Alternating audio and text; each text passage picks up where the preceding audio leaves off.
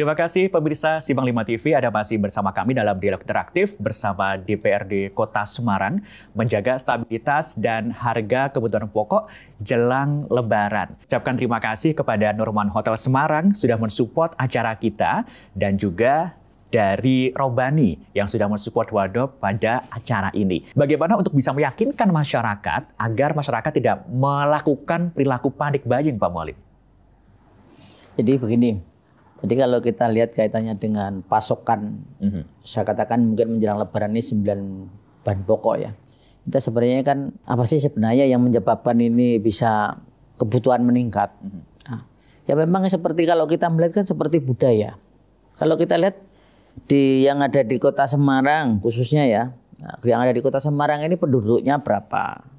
Kemudian konsumsi 9 bahan pokok hari biasa dan hari Lebaran itu berapa persen sih? Nah, itu kan kita bisa lihat. Kemudian yang kedua kaitannya dengan harga. Mungkin dengan adanya peningkatan.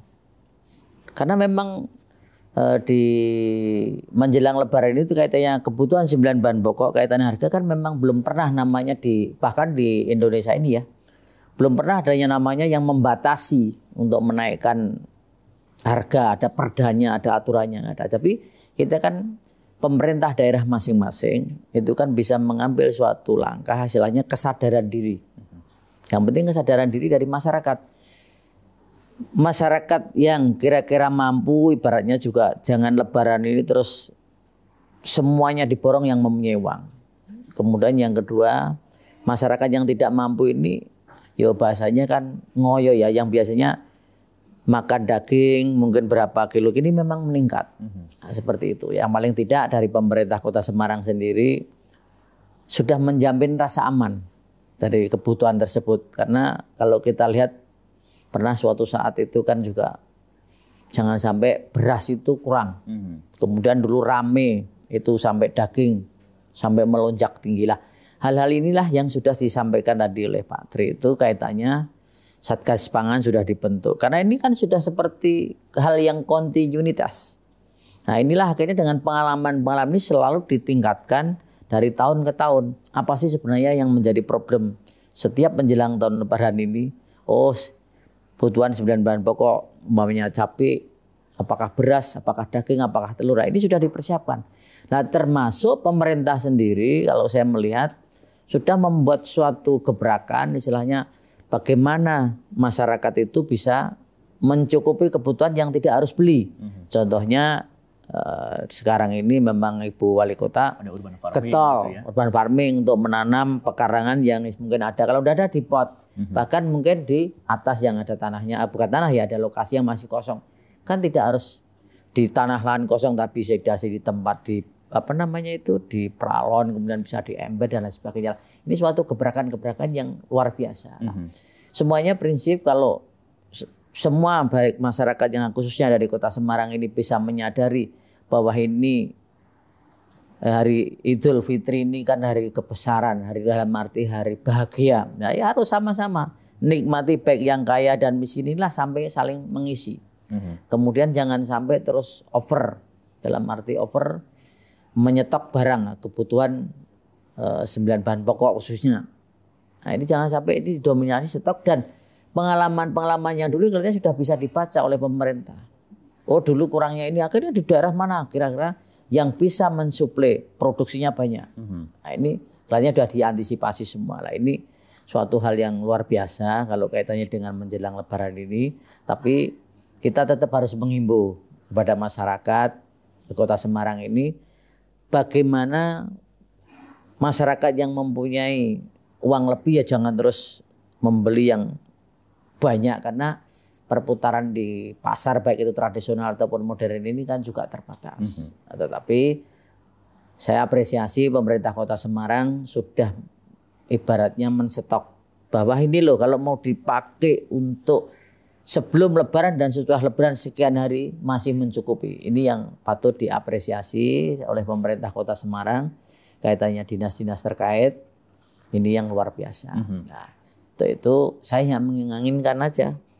Mari sama-sama masyarakat Kota Semarang ini ya bahasanya kalau langka ya harganya jangan terus saenake dhewe kan seperti itu ya. Tapi pikirkan masyarakat luas bahwa ini kalau yang kaya mau naik berapapun oke, tapi masyarakat yang menengah ke bawah ini harus dipikirkan. Ibaratnya mau makan daging ya beri kesempatan, mungkin yang sudah sering ya jangan konsumsi yang banyak-banyak. Paling tidak masyarakat yang ada di Kota Semarang ini kan selalu meningkat. Jumlah penduduknya meningkat. Kemudian jumlah konsumsinya juga meningkat.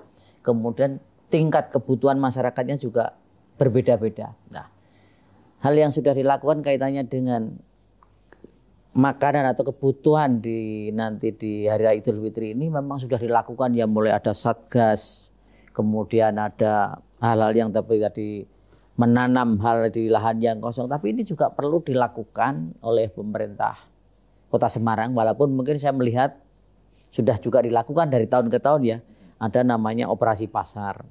Kemudian jangan sampai, kenapa operasi pasar ini juga perlu dilakukan tidak hanya menjelang Lebaran.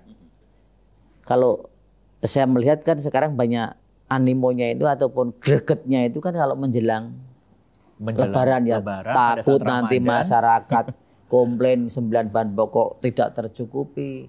Tapi saya kepengen kontinuitas. Biar kenapa? Biar harga-harga yang di pasar itu juga stabil. Apakah ada tengkulak, apakah ada penjual baik itu di pasar tradisional ataupun istilahnya distributornya itu istilahnya ngepul disimpan ya. Nah, itu ini kan harus diwaspadai juga. Karena pengalaman sering terjadi juga. Banyak orang yang punya duit istilahnya dibuat langka. Nah, ini di Semarang harapan kami jangan sampai terjadi. Nah, ini pemerintah khususnya nanti Dinas Perindustrian juga melakukan operasi pasar walaupun sudah dijalankan. Tapi ini harus continue, dievaluasi. Apa sih sebenarnya animo kebutuhan masyarakat kan bisa dilihat dari beberapa pasar yang ada di Kota Semarang ini. Apa sih sebenarnya konsumsi yang paling banyak di Hari Raya Idul Fitri yang dibutuhkan masyarakat? Contohnya pasti daging, kemudian ayam, telur. Lah ini pasokan-pasokan ini harus benar-benar dipersiapkan. Kemudian harga pun jangan sampai terus melambung yang sangat luar biasa. Dan sekali lagi kami mengajak Anda untuk bisa men-scan di televisi Anda di 39 UHF, atau untuk kualitas terbaik Anda juga bisa mengunduh aplikasi melalui Play Store. Bisa diketikkan saja aplikasi GPM Stream untuk bisa melihat tayangan terbaik dari Simpang 5 TV.